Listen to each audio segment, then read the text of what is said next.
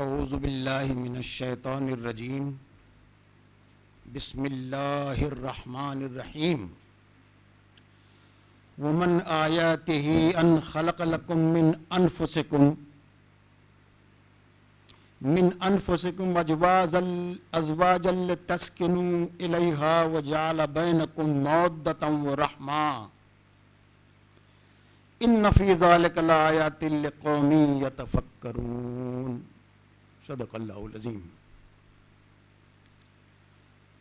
اور اس کی نشانیوں میں سے یہ ہے کہ اس نے تمہارے ہی لیے تمہارے ہی میں سے بیویاں پیدا کی تاکہ تم ایک دوسرے سے سکون حاصل کرو، اور تمہارے درمیان محبت اور رحمت پیدا کی۔ یقیناً اس کے اندر نشانیاں ہیں ان لوگوں کے لیے جو غور و فکر کرتے ہیں۔ معزز ذمہ داران جماعت جو اسٹیج پہ تشریف رکھتے ہیں، میری پیاری بیٹیوں، میری بہنوں، بھائیوں اور مجھے عزیز نوجوانوں، اس وقت میری تقریر کا موضوع جو دیا گیا ہے وہ میاں بیوی کے حقوق ہے، لیکن آیت مبارکہ جو میں نے آپ کے سامنے رکھی ہیں، تلاوت کی ہے، ترجمہ بھی آپ نے سنا، اور قرآن پاک بھی دیکھ ڈالیے یا احادیث مبارکہ بھی آپ دیکھیں، تو یہ رشتہ حقوق کا رشتہ نہیں ہے، حقوق کا یہ رشتہ نہیں ہے۔ دراصل بڑی مشکل یہ ہو گئی ہے کہ دیکھیے، ہم اس وقت مغلوب ہے تہذیبی اعتبار سے، سیاسی اعتبار سے، معاشی اعتبار سے، ساری دنیا میں، اور یہ اللہ تعالیٰ کا ایک نظام ہے، کبھی کسی قوم کو غالب کرتا ہے، کبھی کسی قوم کو مغلوب کر دیتا ہے، کبھی کسی قوم کو سرفرازی عطا کرتا ہے، کسی قوم کو ذلیل کر دیتا ہے۔ تو جو قوم غالب ہوتی ہے وہ سیاسی اور معاشی اعتبار سے صرف غالب نہیں ہوتی، بلکہ تہذیبی اعتبار سے بھی غالب ہوتی ہے۔ تو مغلوب قومیں انہی کی طرز پر سوچنا شروع کرتی ہے، وہی زندگی کے بارے میں جو رویہ رکھتے ہیں، شعوری یا لاشعوری طور پر مغلوب قومیں وہی رویہ زندگی کے بارے میں رکھنا سیکھ لیتی ہے۔ ان کے جو اہداف ہوتے ہیں زندگی کے تعلق سے، وہی بڑے اٹریکٹیو نظر آتے ہیں، بڑے دلکش نظر آتے ہیں، تو مغلوب قومیں وہی اہداف کو اپنے سامنے رکھ لیتی ہے۔ ان کا جو طرز زندگی ہوتا ہے، زندگی کے تعلق سے جو ایک رویہ ہوتا ہے، سامان زندگی کے تعلق سے جو رویہ ہوتا ہے، مغلوب قومیں شعوری اور لاشعوری طور پر وہی رویہ اپنا لیتی ہے۔ اب ایک بات عرض کروں، ہم کاؤنسلنگ کی بات کرتے ہیں، جن معنی میں کاؤنسلنگ جس کو کہتے ہیں، یہ مغرب میں یہ علم ترقی پذیر ہوا ہے، وہاں یہ علم پھیلا ہے، وہاں کے لوگوں نے اس علم کو ایجاد کیا ہے، اس کا نام کاؤنسلنگ، اور اس کو کرنے والے کو کاؤنسلر کہتے ہیں۔ اب ہم مجبور ہے کہ وہی اصطلاح اپنے یہاں استعمال کریں، اس لیے کہ اور اصطلاحوں کی طرح وہی اصطلاح چل گئی ہے۔ لیکن میری بہنوں، بیٹیوں، بھائیوں،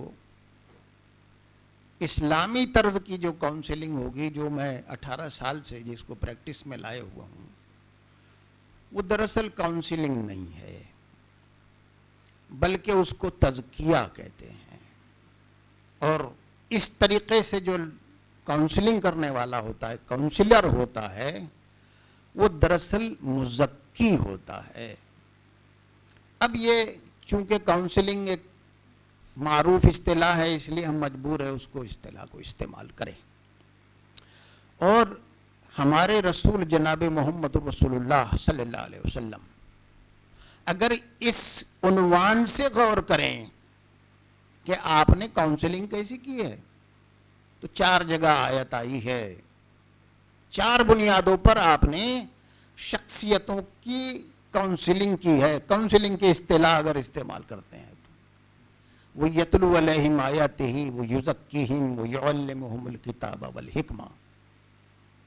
یہ 4 چیزیں، 4 پوائنٹ اللہ تعالیٰ نے آپ کو دیے تھے، اور اسی 4 پوائنٹ کا حوالہ دے کر ابراہیم علیہ السلام نے آپ کی بعثت کے لیے دعا کی ہے. اور یہی 4 پوائنٹ ہیں جن کو پیش نظر رکھ کر ہمارے اسلامی جو صوفیاء ہے یا صحابہ کرام ہے یا تابعین ہے یا علماء کرام ہے یا جو ہمارے مزکی حضرات ہے، وہ انہی 4 پوائنٹ کو بنیاد بنا کر لوگوں کی اصلاح، ان کے مزاج کی تربیت اور ان کے اخلاق کو سنوارنے کا کام کرتے رہے ہیں. اس کو تزکیہ کہتے ہیں. یہ بات اچھی طرح ذہن نشین ہو جائے. دوسری بات یہ ہے، جو اسلام زندگی کے بارے میں کیا کنسپٹ دیتا ہے، زندگی کیا ہے ایک مسلمان کے نزدیک، ایک ایمان والے کے نزدیک زندگی، اور کیا ہے یہ چیز. تو میں آپ سے عرض کروں، جیسے میں نے حقوق کی نفی کر دی ہے یہاں، تو یہ دیکھیے میں آپ کو بتاتا ہوں، اگر قرآن و سنت کا مطالعہ کریں تو اللہ تعالیٰ نے انسان کو دنیا میں حق حاصل کرنے کے لیے نہیں بھیجا ہے. یہاں مغربی قوموں کی طرز سوچ کی وجہ سے ہم خواہشات بہت بڑھ گئی ہے، ہماری خواہشات پورا کرنے میں لگے ہوئے ہیں. تیری دیوار سے اونچی میری دیوار بنے، الہاکم التکاثر حتی زرتم المقابر. تو اللہ تعالیٰ نے انسان کو دنیا میں بھیجا اور وعدہ کیا ہے کہ تمہاری ضرورت اللہ میں پوری کروں گا. خواہشات کا وعدہ اللہ تعالیٰ نے نہیں کیا ہے. یہ ایک بنیادی بات زندگی کے تعلق سے جو رویہ ہمارا ہے اس میں ایک یہ بہت ہی سنگ میل ہے بات. اور یہ ہمارے اکابرین صحابہ اور نبی پاک صلی اللہ علیہ وسلم کی زندگی اس پر بڑی مضبوط دلیل ہے. ہاں، اللہ تعالیٰ نے خواہشات کو پورا کرنے کا وعدہ کیا ہے، اور اللہ اپنے وعدے سے کبھی پھرنے والا نہیں ہے. تو اس کے لیے وعدہ ہے جنت میں.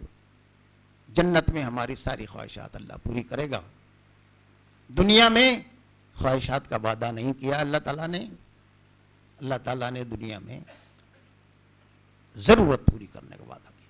میاں بیوی کے تعلق سے نوجوان لڑکے لڑکیاں میرے پاس آتے ہیں، ایک لفظ چل گیا ہے آئیڈیل. میرے لیے شوہر کا آئیڈیل یہ ہے، میرے لیے لڑکی بولتی بیوی کا آئیڈیل یہ ہے، ایسی بیوی چاہیے، ایسا شوہر چاہیے. اس کی بڑی تفصیلات ہے.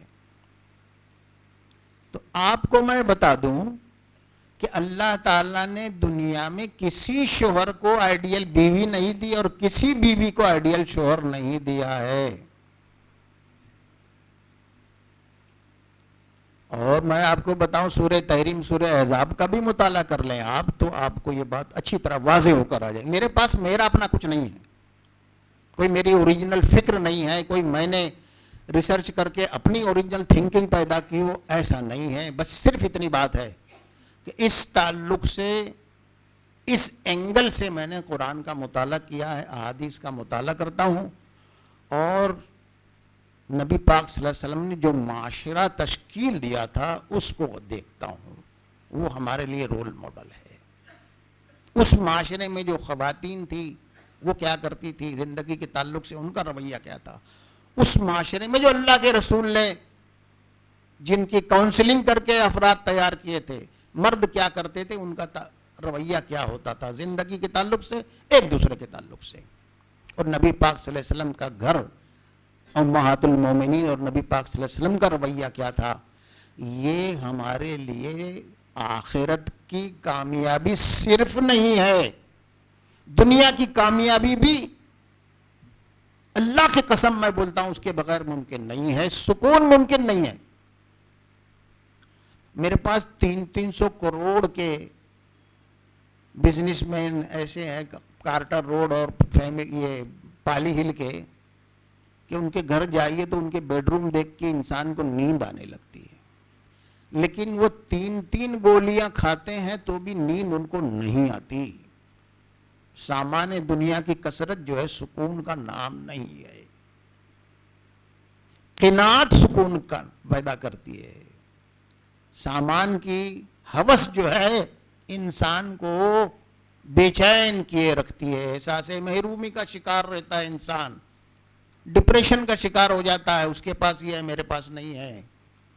عورتیں خاص طور سے پڑوس میں 3 دروازے کا فریج آ گیا تو اب میرے پاس بھی آنا چاہیے، ان کا ایسا آ گیا تو میرے پاس بھی آنا چاہیے۔ مردوں میں بھی یہی چیز ہے، نوجوانوں میں خاص طور پر جو لوگ بہت پیسہ کما لیتے ہیں وہ اپنے بچوں کو کمپلیکس دے دیتے ہیں، 2-2 3-3 لاکھ روپے کی بائک دیتے ہیں، وہ اڑائے پھرتے ہیں، دوسروں کے بچے اس سے محروم رہتے ہیں اور وہ احساس محرومی کا شکار ہو جاتے ہیں۔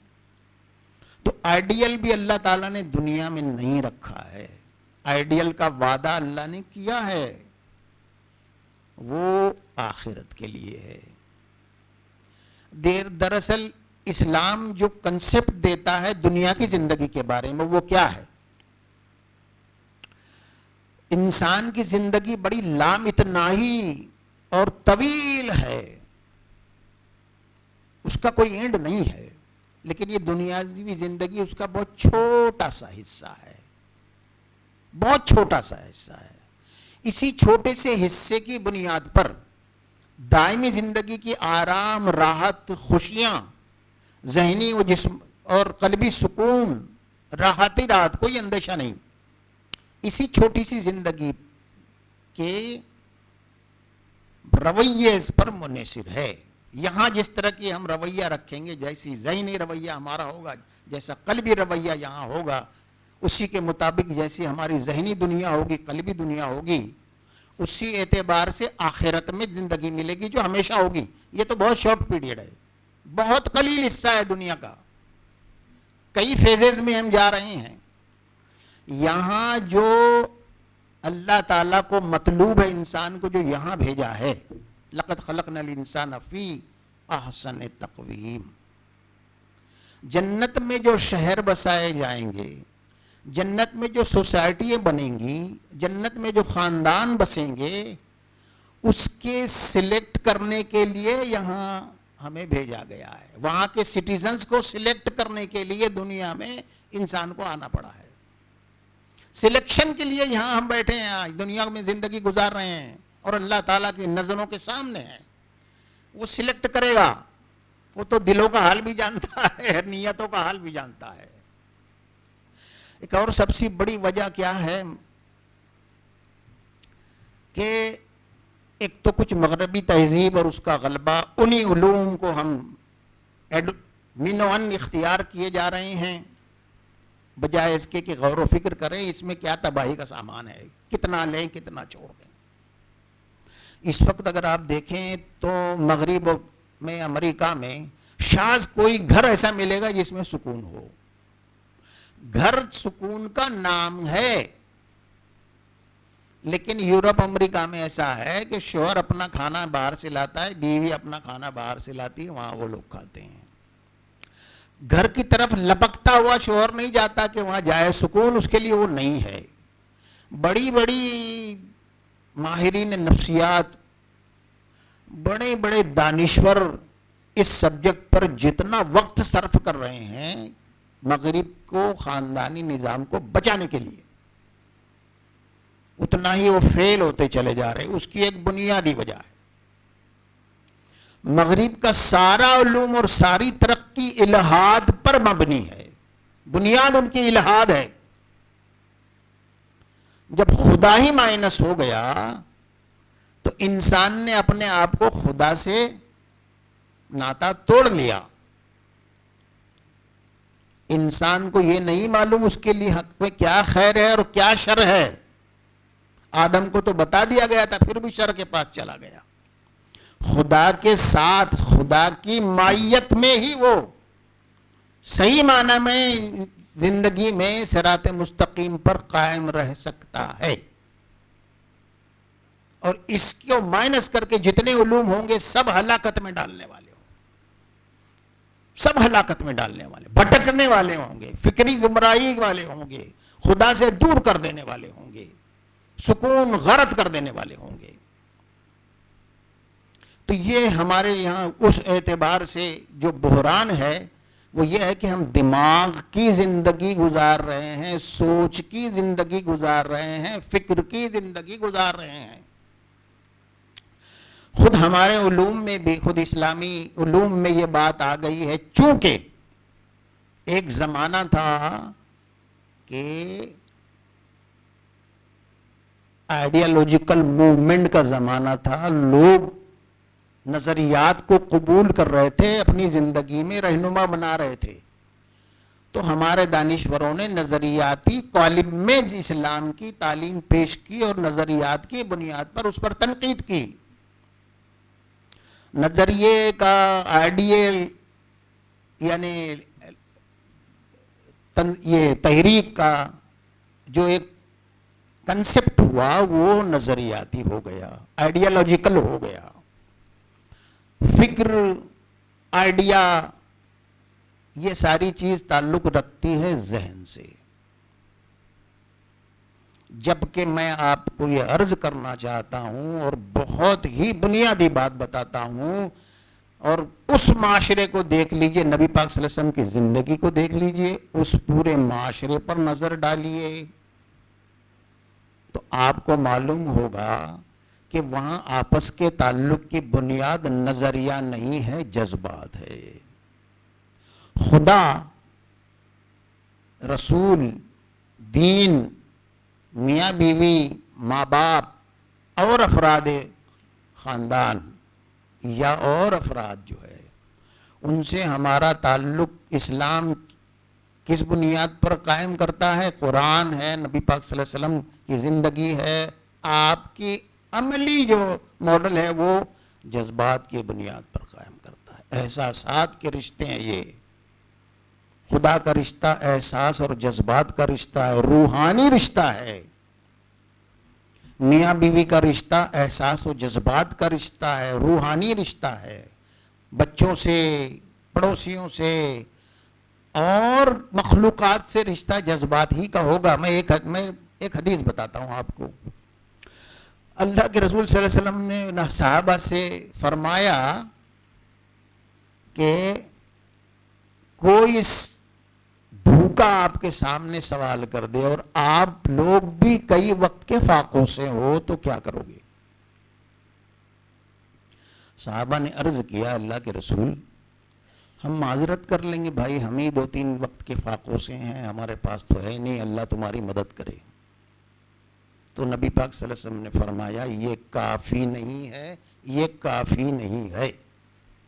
سنیے، میں اپنی بات کی دلیل کے طور پر یہ حدیث کو پیش کر رہا ہوں. تو صحابہ نے حیرت سے کہا کیا کریں پھر؟ اللہ کے رسول کیا کریں؟ اب سنیے، اللہ کے رسول کے الفاظ سونے کے تول کے الفاظ ہے. آپ نے فرمایا اپنے اس مجبور اور بےکس بھائی کے لیے تمہارے دل سے اس وقت تک دعا نکلتی رہنی چاہیے جب تک کہ تمہارا دل مطمئن نہ ہو جائے. اس سے پہلے رشتہ تھا ٹیکنیکل، میکینیکل. نبی صلی اللہ علیہ وسلم کے جملے مبارکہ سے ہو گیا احساس و جذبات کا رشتہ. تو میاں بیوی کا رشتہ ایثار کا رشتہ ہے. آیت مبارک کہہ رہی ہے سکون کا رشتہ ہے. اور اللہ تعالیٰ اپنی معجزاتی طور پر محبت اور رحمت اس میں پیدا کر دیتا ہے. یہ نعمتیں ہیں. میاں بیوی میں سکون پیدا کرتا ہے اللہ تعالیٰ، میاں بیوی میں رحمت اور مودت رکھ دیتا ہے. 20-22 سال تک ایک اجنبی لڑکی، ایک اجنبی مرد، دونوں کے درمیان ایسا رشتہ ہو جاتا ہے. یہ کیا ہے؟ یہ سراسر معجزہ ہے، سراسر معجزہ ہے. جو نعمتیں اس انداز کی اللہ تعالیٰ نے ہمارے دل میں، ہمارے جذبات میں رکھی ہیں، اس کی اگر حفاظت نہیں کی جائے گی، اس میں گروتھ پیدا کرنے کی کوشش نہیں کی جائے گی، اس کو نظر انداز کر دیا جائے گا. اگر اس سے بے پرواہی اختیار کر لی جائیں گی تو اللہ تعالیٰ کی سنت ہے وہ نعمتوں کو آہستہ آہستہ چھین لیتا ہے اور انسان کو اس کی سوچ اور اس کے خواہشات کے حوالے کر دیتا ہے. تو پھر وہ ایسا انسان بڑا بدبخت ہوتا ہے. یہ نعمتیں ارحام کے رشتے ہیں, محبت کے رشتے ہیں, آپس میں بڑی انسیت کے رشتے ہیں.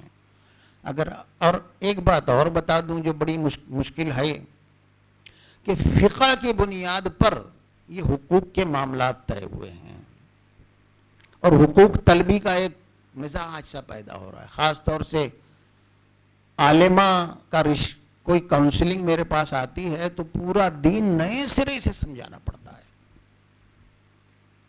اب عالمہ تو پڑھی رہتی ہے وہاں ہدایہ اور بیوی کا یہ حقوق ہے, شوہر کے یہ حقوق ہے, اور حقوق طلبی کا مزاج پیدا ہو جاتا ہے.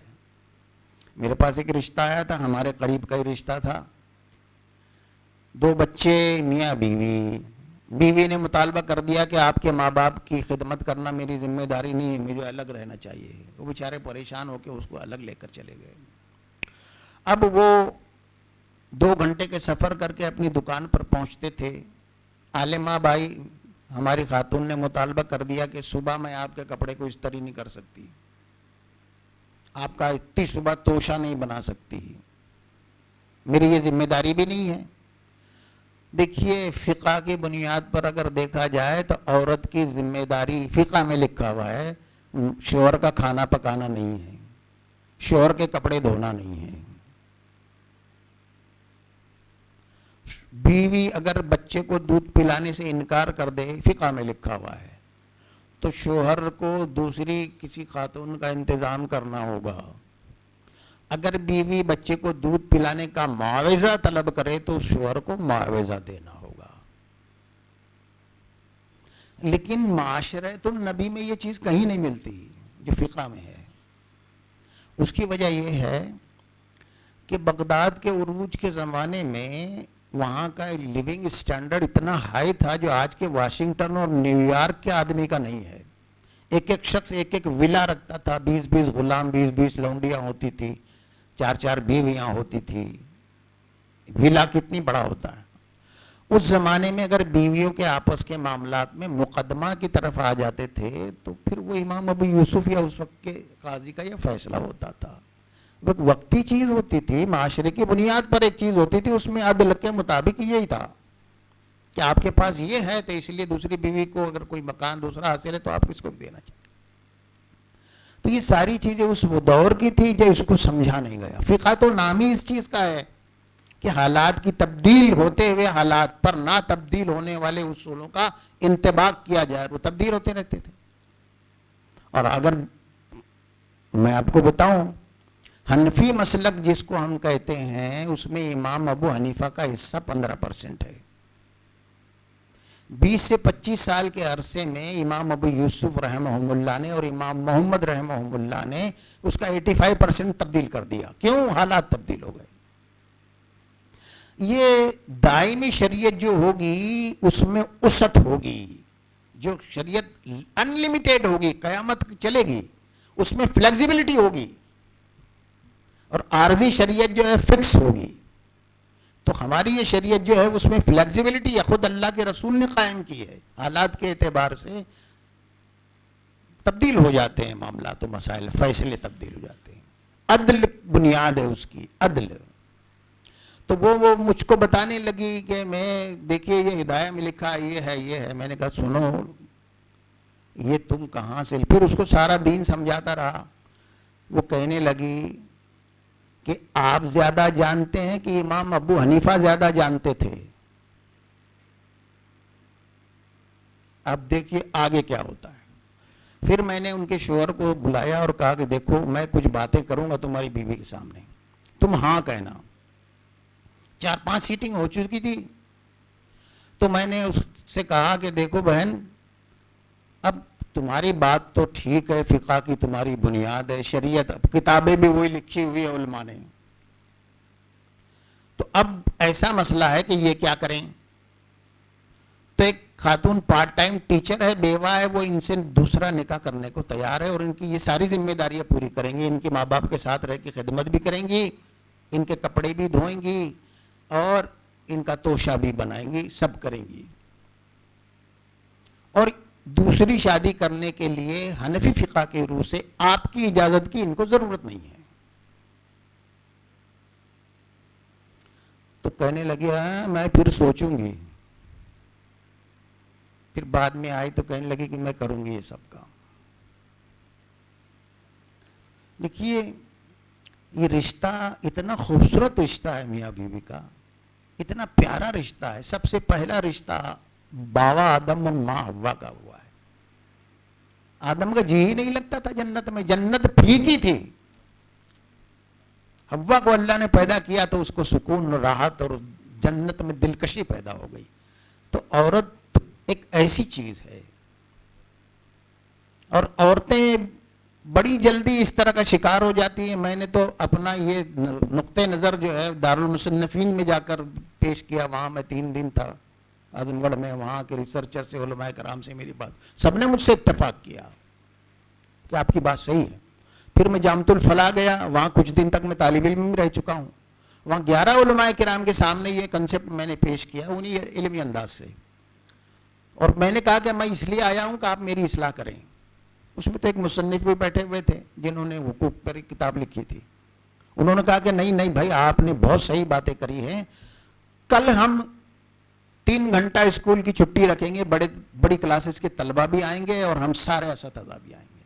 تو میں نے وہاں تفصیل سے 1.5 گھنٹہ یہ کنسیپٹ وہاں رکھا، اور اس کے بعد جو ہے سوال و جواب بھی ہوئے. اور ان لوگوں نے وہیں یہ اعلان کیا کہ اسی نہج پر ہم یہاں کاؤنسلنگ سینٹر قائم کریں گے. تو میری بیٹیوں، بہنوں، بھائیوں، آپ کتابوں کو اپنی زندگی کی بنیاد نہ بنائیں، بلکہ نبی پاک صلی اللہ علیہ وسلم کا معاشرہ، صحابہ اور صحابیات کی سیرت، نبی پاک صلی اللہ علیہ وسلم کے گھر کے حالات کس طرح کے تھے، اور بیویاں کیا کرتی تھی، شوہروں سے کیا رویہ تھا. وہ ہے ہمارے لیے رول ماڈل. وہ ہے خدا کی مرضی کو پانے کا واحد ذریعہ. وہ ہے خدا کو خوش رکھنے کا ذریعہ. وہ ہے اللہ کی نصرت کو حاصل کرنے کا واحد ذریعہ خاندانی نظام میں، خاندانی زندگی میں. باقی کتابوں میں تو سب فلسفہ ہے. مشکل یہ ہے کہ ہندوستان میں دین جو آیا ہے وہ فقہ کے قالب میں آیا ہے، اور ہمارے مدارس میں بھی جو تعلیم دین کی ہوتی ہے وہ فقہ کی بنیاد پہ ہوتی ہے. اس لیے مسلکوں کی بنیاد پر تحریک جماعتیں بنی ہوئی ہے، اور اس پر اختلافات بہت زیادہ آپس میں ہو گئے ہیں. اس کی وہ ایک الگ سے موضوع ہے. حالانکہ وہ بڑے بڑے علماء نے، خاص طور سے مولانا کشمیری صاحب، کیا نام تھا دیوبند کے بڑے عالم، انظر شاہ کشمیری صاحب نے آخری وقت میں اس پر بڑی قیمتی باتیں کہی ہے. وہ کسی اور موضوع کے تحت میں کبھی بتاؤں گا. اب سن لیے گھر کے حالات کے تعلق سے کہ دیکھیے ایک زمانہ تھا جب ہمارا غلبہ تھا. کتنے منٹ ہے؟ 10 منٹ. جب ہم غالب تھے اور اس زندگی کے لطف سے، اس زندگی کے سکون سے عوام مستفید ہو رہے تھے. ایک حرص بڑھ گئی تھی. حضرت عمر کے زمانے میں، حضرت عثمان کے زمانے تک لاکھوں لوگ اسلام قبول کر چکے تھے. عراق، افریقہ، جارڈن، سیریا، لبنان، یہ پورے ملک کے ملک اسلام قبول کر چکے تھے. تو یہ جب مدینہ آتے تو حضرت، روایت میں آتا ہے حضرت عائشہ کے باہر 1 لاکھ آدمی جمع ہو جاتے. حضرت عائشہ باہر نکلتے تو اس سے پوچھتا ہے اماں ہم کو بتائیے ہمارے رسول کیسے تھے، گھر میں آتے تو کیسے رہتے. سنیے، خاص طور سے ہمارے مرد سنیں شوہر کی ذمہ داریاں کیا ہوتی ہے، یعنی ایثار، محبت کا تقاضا کیا ہوتا ہے. حضرت عائشہ فرماتی ہے کہ دیکھیے نبی صلی اللہ علیہ وسلم کا معمول تھا کہ صبح اشراق کے بعد تمام امور کو انجام دیتے، اس میں بے شمار ہوتے، وہی آتی وہ بتاتے، مسائل بتاتے، وفود آتے ان سے گفتگو کرتے، اسلام قبول کراتے، فوجی ٹکڑیاں روانہ ہوتی، محاذ پر سے کوئی سفیر آتے ہیں، یہ ساری عدالت قائم ہوتی، پھر آپ چاشت کے وقت جو ہے گھر میں داخل ہوتے. تو حضرت عائشہ فرماتی ہے کہ جب آپ گھر میں داخل ہوتے تو دیکھتے کہ سامان بے ترتیب پڑا ہوا ہے تو اپنے ہاتھوں سے سامان کو ترتیب سے لگاتے. اچھا، پھر آپ یہ کرتے کہ جھاڑو دی ہوئی نہیں ہوتی تو آپ اپنے دست مبارک سے جھاڑو دیتے. پھر تیسری بات آپ نے فرمائی کہ حضرت اسامہ بن زید اور حضرت حسن چھوٹے چھوٹے سے تھے، ان کے منہ اگر گندے ہوتے تو پیالے میں پانی لیتے اور ان کا منہ دھلاتے. میں کسی کام میں لگی ہوتی اور کہتی یا رسول اللہ آپ رہنے دیجئے، تو وہ آپ فرماتے نہیں کوئی بات نہیں، اور آگے کی بات سنیے. اور کبھی اللہ کے رسول آٹا گوندھ کر مجھے دیتے تاکہ میں روٹی پکا سکوں.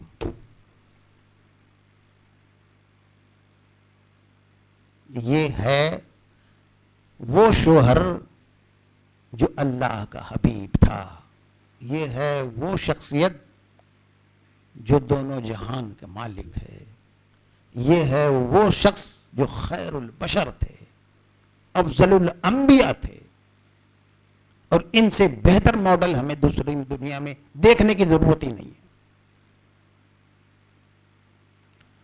میں نے بہت سے سوالات مجھ سے ہوتے ہیں، میں نے کہا بھائی دیکھیے، آپ بیمار پڑتے ہیں تو بیوی جو ہے آپ کے سرانے سے کھڑی رہتی ہے، کبھی سر دبا رہی ہے، کبھی دوا پلا رہی ہے، گرم پانی کر رہی ہے.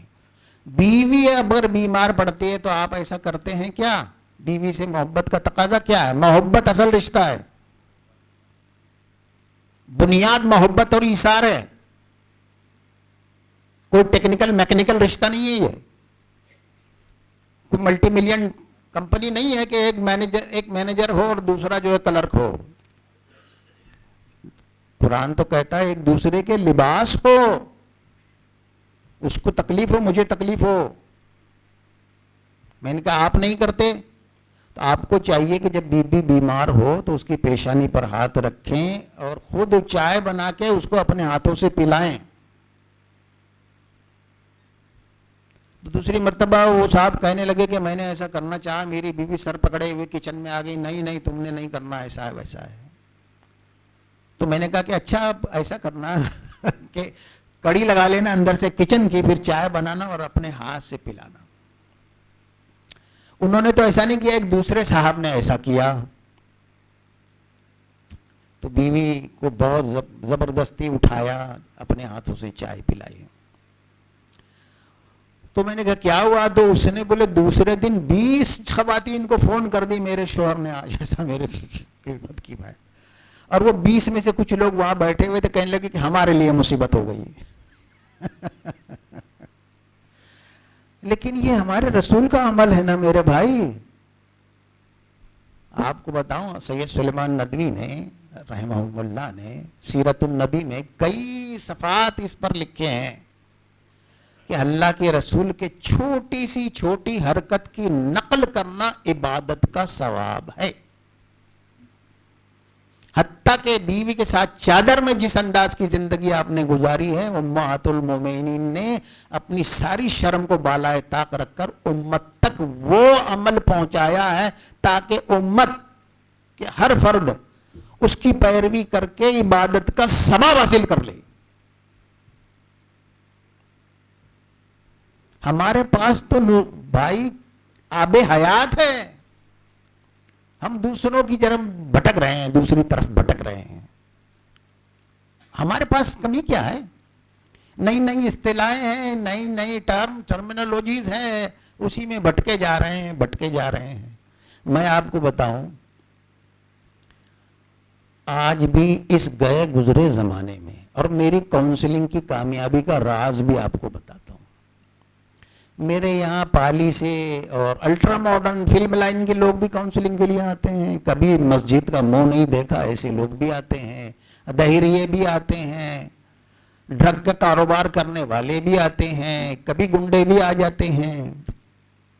عام لوگ بھی آتے ہیں, الٹرا ماڈرن عورتیں بھی آ جاتی. لیکن ایک چیز میں نے کامن پائی ہے,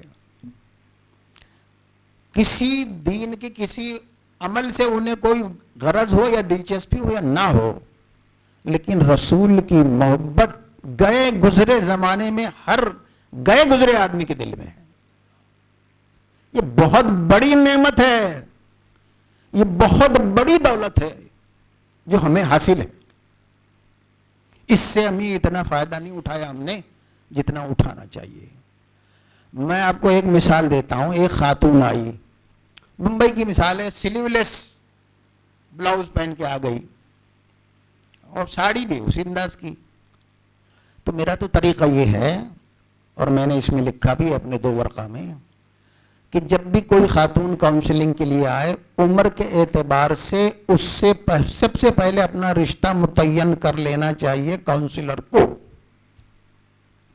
اگر چھوٹی ہے تو اس کو کہنا چاہیے اچھا بیٹی آؤ, بیٹی تمہارے معاملات ٹھیک ہو جائیں گے انشاءاللہ, اللہ تعالیٰ مدد کرے گا. بار بار آپ کو وقفے وقفے سے بیٹی بیٹی بولنا چاہیے, شیطان کو بیچ میں آنے کا موقع نہیں ملے گا. تو یہ اصول ہے میرا. تو یہ میں نے اس سے کہا بیٹی ایسا ایسا, پھر اللہ کے رسول کی ایک حدیث سنائی. تو اس نے اپنے سینے پر کا پلو نکال کر سر پہ رکھ لیا احترام میں اللہ کے رسول کی, جبکہ وہ بالکل الٹرا ماڈرن تھی. تو میں نے کہا بیٹا ابھی ایسا نہ کرو, ابھی سینے پر ہی رکھو, اگلی بار جب آؤ گی نا تو اسکارف پہن کے آنا. تو اگلی بار وہ اسکارف پہن کے آئے. دیکھیے رسول کے نام میں کیا بات ہے. اللہ کے رسول کے حوالے سے جب گفتگو کی جاتی ہے نا تو اس امت کا ہر فرد جو ہے وہ دل ہارتا ہے, احترام اس کے دل میں پیدا, ایگو سب نکل جاتا ہے. تو چیز اور یہ بتا دوں میں, بہت طویل موضوع ہے یہ, اور میرے تو 600 پہ کیسز کے تجربات ہیں. دیکھیے ابھی ہمارے یہاں بہت سی خواتین یا ہماری لڑکیاں جو ہے سائیکالوجی کی بڑی بڑی PhD کیا کیا ہو رہی ہے. GIO کی میرے پاس 2 بچیاں آئی تھی, ایک تو میری پوتی ہے اور ایک میرے دوست کی پوتی ہے. وہ کلینکل سائیکالوجسٹ بھی ہے, انہوں نے PhD اور کیا کیا سب کیا ہے. Tata institute of social science میں بھی وہ جاتی رہتی ہے, وقت دیتی ہے. مجھ کو کہنے لگی کہ آپ یہ بتائیے کہ ہماری کوئی حیثیت ہے کہ نہیں خواتین کے اسلام میں. جب ہم ماں باپ کے پاس رہتے ہیں تو باپ کا حکم مانو, ماں کا حکم مانو. جب ہم شوہر کے پاس آ جاتے ہیں تو شوہر کا حکم مانو. ہماری اپنی کوئی آئیڈینٹی ہے کہ نہیں ہے. پھر حدیثیں سناتے ہیں ہم کی کتابوں میں لکھی ہوئی ہے کہ شوہر کے لیے بن سمن کر رہو, شوہر کی خدمت, اگر وہ روٹی پکا رہی ہو تو شوہر بلائے تو وہ کام ترک کر دو, شوہر کے پاس جاؤ. رات میں شوہر ناراض ہو جائے تو رات بھر فرشتے لعنت کرتے ہیں. تو ہم کیا ہے, ہم کیا کوئی کھلونا ہے شوہر کا کہ شوہر ہمارے ساتھ یہ معاملات کریں اور ہم کو یہ سمجھے. تو اصل میں کیا ہے, بڑے افسوس کی بات ہے, اس کے پیچھے کی گہری حکمتیں جو ہے نا وہ سامنے نہیں لائی گئی ہے اب تک. بہت گہری حکمتیں ہیں اس میں, بہت گہری حکمتیں ہیں. دراصل اللہ تعالیٰ یہ چاہتا ہے میاں بیوی کے رشتے میں یہ اہتمامات. کہ حضرت عائشہ کے پاس جب خواتین آتی تو حضرت عائشہ, شوہر والی بیویاں کون ہیں, اپنی ہتھیلیاں بتاؤ. اگر ہتھیلیاں ننگی ہوتی, مہندی لگی ہوئی نہیں ہوتی تو بہت ڈانٹتی. کسی بھی شوہر والی بیوی کو بغیر مہندی کی ہتھیلیوں کو نہیں رہنا چاہیے اور اپنے آپ کو بن سنور کر رہنا چاہیے شوہر کے لیے گھر میں. یہ حضرت عائشہ اور امہات المومنین بھی ہے. ایک حدیث اور بتا دیتا ہوں, یاد آ گئی. ایک خاتون نے اپنی ابا میں سے ہاتھ نکال کر سوال کیا نبی صلی اللہ علیہ وسلم سے. تو نبی صلی اللہ علیہ وسلم نے پوچھا یہ ابا سے باہر جو ہاتھ آیا ہے یہ کسی شوہر والی بیوی کا ہے؟ تو اس نے کہا ہاں اللہ کے رسول, میرے شوہر ہے, 2 بچے ہیں, اللہ کا شکر ہے. اب سنیے اللہ کے رسول کے الفاظ, اللہ کی بندی کم سے کم ناخن ہی رنگ لیے ہوتے. یہ چیز کیا ہے, کیوں اتنا ہے کہا گیا ہے عورتوں. دیکھیے اسلامی نظام اس وقت تک قائم نہیں ہو سکتا جب تک کہ ہمارا معاشرہ اسلامی نہ ہو.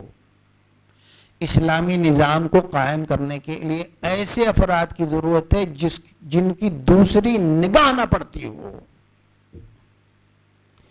شوہر کی معاشرے میں چلتے پھرتے دوسری نگاہ نہ پڑے، اس لیے اس کی بیوی کی یہ ذمہ داری ہے. میاں بیوی دونوں مل کر معاشرے کو پاکیزہ بناتے ہیں. ایسے افراد جب معاشرے میں ہوں گے تو وہ جنت کا معاشرہ ہوتا ہے. اگر بیویاں اس کا اہتمام کریں شوہر کے لیے تو بتاؤں میں آپ کو، معاشرے میں بے پردہ خوبصورت سے خوبصورت بیوی بھی مٹی کا ڈھیر معلوم ہوتی ہے اگر معیاری آپس میں تعلق ہو، جذبات کا تعلق ہو تو. اور یہ دونوں میاں بیوی مل کے اللہ تعالیٰ کے اس عظیم مقصد میں کنٹریبیوٹ کرتے ہیں کہ اسلامی معاشرہ پیدا ہو، پاکیزہ فرد، پاکیزہ خواتین معاشرے میں رہے. یہ صرف عورتوں کے لیے نہیں ہے، مردوں کے لیے بھی ہے. میں آپ کو بتاتا ہوں، ایک حدیث آئے کہ غزوے سے نبی صلی اللہ علیہ وسلم واپس آ رہے تھے. اس میں ایک نوجوان صحابی تھے، وہ مدینے سے 3 منزل پہلے ہی تیز کر دی انہوں نے سواری. تو نبی صلی اللہ علیہ وسلم نے اپنی سواری تیز کر کے ان کے پاس آیا اور کہا کہ میاں بہت تیز جا رہے ہو. تو انہوں نے کہا اللہ کے رسول آپ جانتے ہیں میری نئی شادی ہوئی ہے. تو کہا ہاں اللہ تم کو خوش رکھے، تمہاری شادی میں برکت عطا کرے، لیکن میری ہدایت پر عمل کرو. ابھی اتنی فاصلے پر ایک چشمہ ہے، وہاں اتر جانا، اپنے کپڑے دھو لینا، بال داڑھی تراش لینا، نہا لینا اور پھر کپڑے پہن کے گھر میں داخل ہونا. یہ شوہر کی ذمہ داری ہے بیوی کے لیے، وہ اپنے کو ایسا مینٹین رکھے. اور میں بتاؤں کہ بیوی کی نگاہوں کی حفاظت کرنے کی ذمہ داری شوہر کی ہے اور شوہر کی نگاہوں کی حفاظت کرنے کی ذمہ داری بیویوں کی ہے. اور یہ معمولی معاملہ نہیں ہے، یہ اللہ تعالیٰ کا مشن ہے اس دنیا کے لیے کہ پاکیزہ معاشرہ ہو، اسلامی معاشرہ ہو. اسلامی نظام اسلامی معاشرے کے بغیر دیوانے کا خواب ہے. یہ محض خواب ہے یا محض فلسفہ ہے. وقت میرا ختم ہو گیا ہے، اس لیے میں معذرت چاہتا ہوں. تھوڑی سی باتیں اگلے کسی ایک پروگرام اور ہے اس میں آ جائیں گی. بہرحال مختصر سے وقت میں جو کنسپٹ یا جو بات میں نے سمجھی تھی وہ میں نے آپ تک پہنچا دی. اللہ تعالی ہمیں توفیق دے کہ ہم دیکھیے، اس میں سب سے بنیادی بات یہ ہے مسلسل احادیث کا مطالعہ ہوتا رہے. 4 چیزیں بہت بنیادی ہیں: قرآن کا مطالعہ، احادیث کا مطالعہ، سیرت رسول اللہ صلی اللہ علیہ وسلم کا مطالعہ اور سیرت صحابیات و صحابہ کا مطالعہ.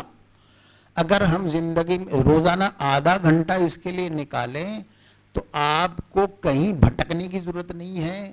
یہ نسخہ کیمیا خود آپ کو حاصل ہو سکتا ہے اور آپ کا گھر خوشگوار بن سکتا ہے. وآخر دعوانا الحمدللہ رب العالمین. جزاک اللہ.